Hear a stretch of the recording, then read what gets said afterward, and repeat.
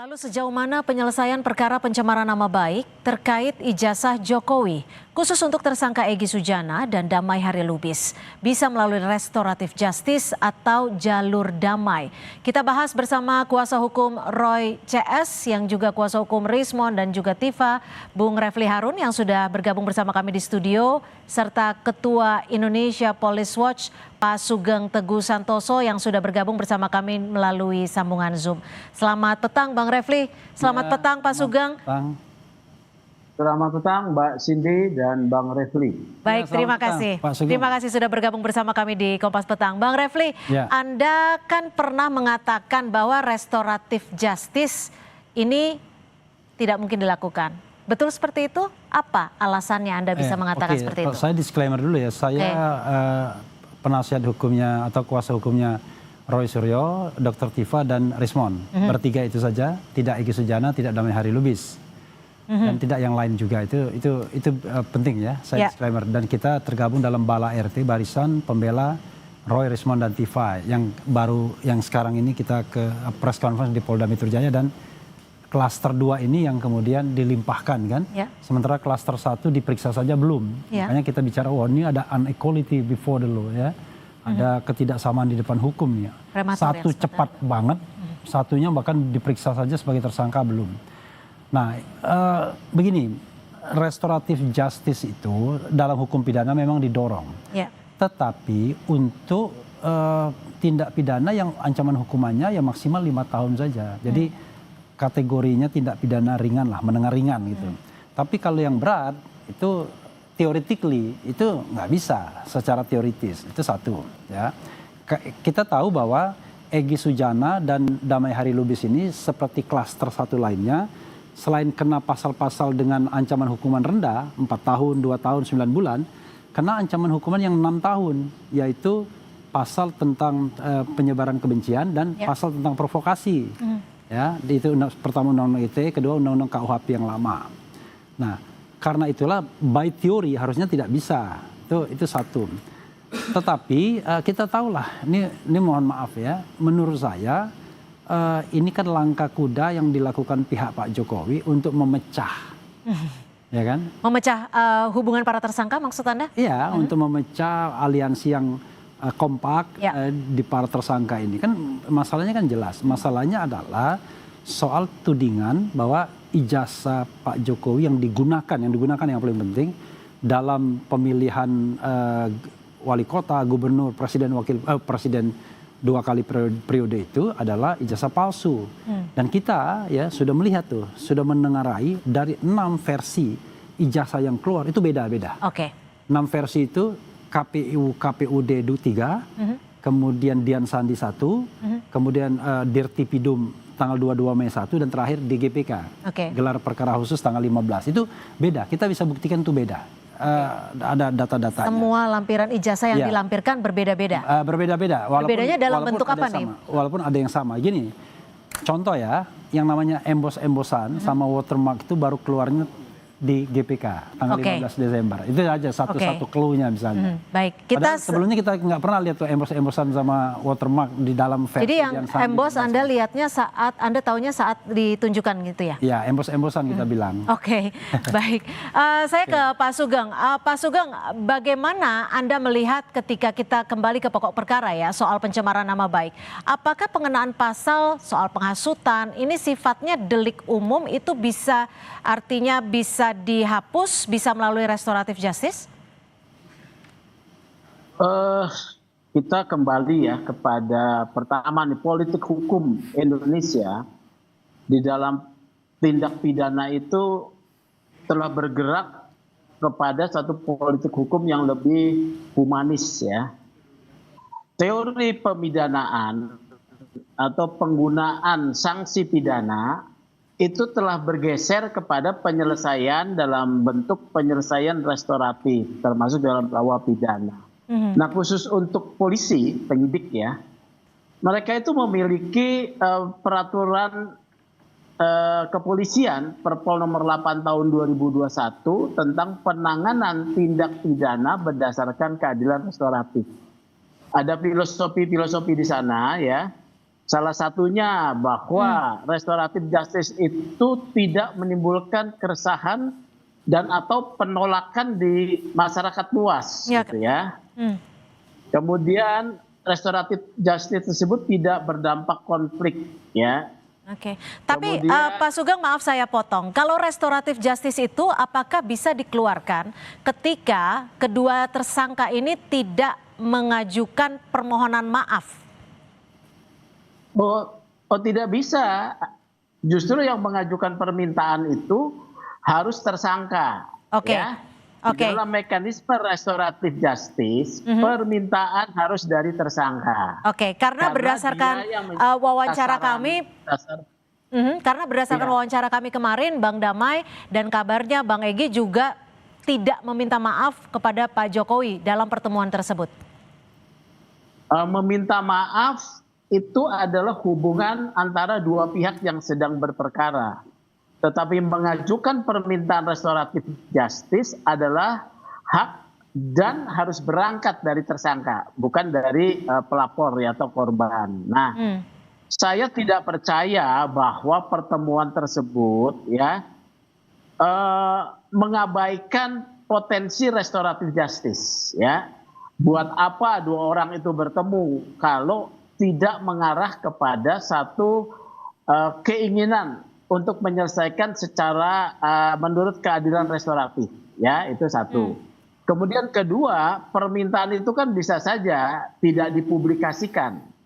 Memang benar yang disampaikan, saya setuju dengan Bang Refli, ini adalah satu strategi untuk memecah kelompok ini ya. Tapi ini strategi menurut saya bagus-bagus saja ya, mengurangi tensi ketegangan di ruang publik, memenuhi satu syarat filosofi material gitu loh, tidak menimbulkan gejolak, mengurangi tensi ya.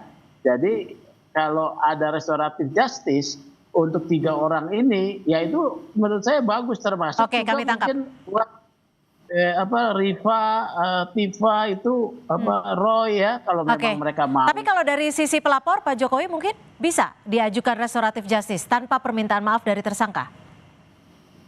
Harus dari tersangka dan ada pemulihan kerugian. Nah ya, pemulihan kerugian itu salah satunya kalau Anda mencemarkan nama orang dan tindakan itu Anda berangkat yang meminta, Anda harus minta maaf ya. Tapi itu kan bisa dilakukan dalam satu ruang tertutup, tidak perlu dipublikasi. Ya, penyelesaian restoratif justice itu penyelesaiannya tertutup bisa ya. Baik, saya ke Bang Refli. Bang Refli, jika Anda tadi menyebutkan bahwa ini bisa saja ada unsur untuk memecah kesulitan dari para tersangka ini yang memang ini kan Pak Jokowi gitu ya. Apakah kasus ini menurut Anda merupakan politisasi dari hukum? Iya, of course. Jadi sebenarnya kalau kita bicara hukum ANSI ya, kasus ini tidak boleh ditindaklanjuti. Kenapa?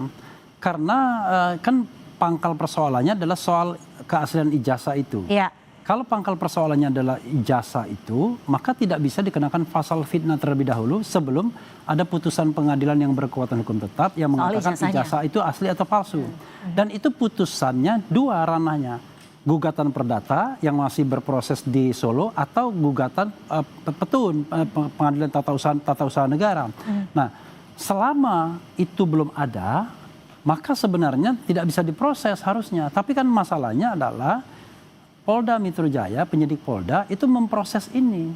Coba gimana kita mengatakan misalnya bahwa Roy Suryo, Dr. Tifa, kemudian Rismon itu, saya menyebut 3 itu karena kuasa hukumnya. Ya.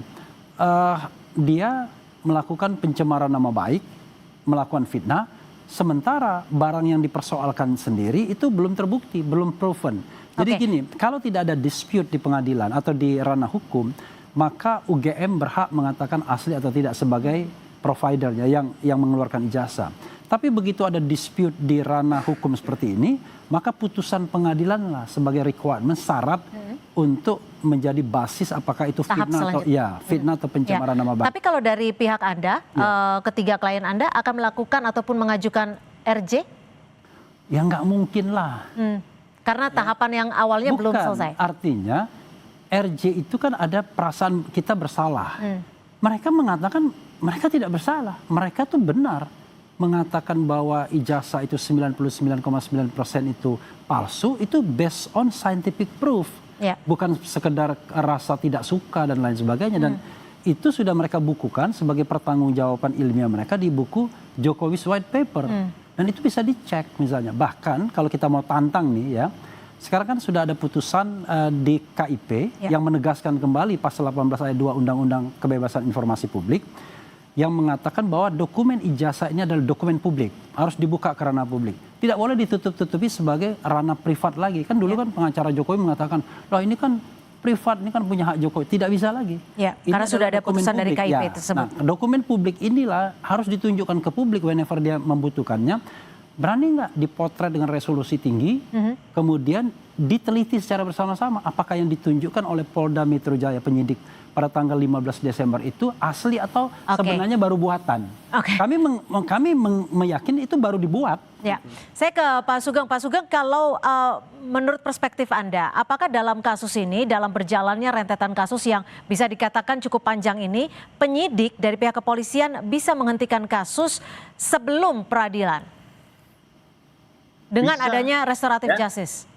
Betul ya, dengan penerbitan SP3 melalui satu proses tahapan yang ketat ya.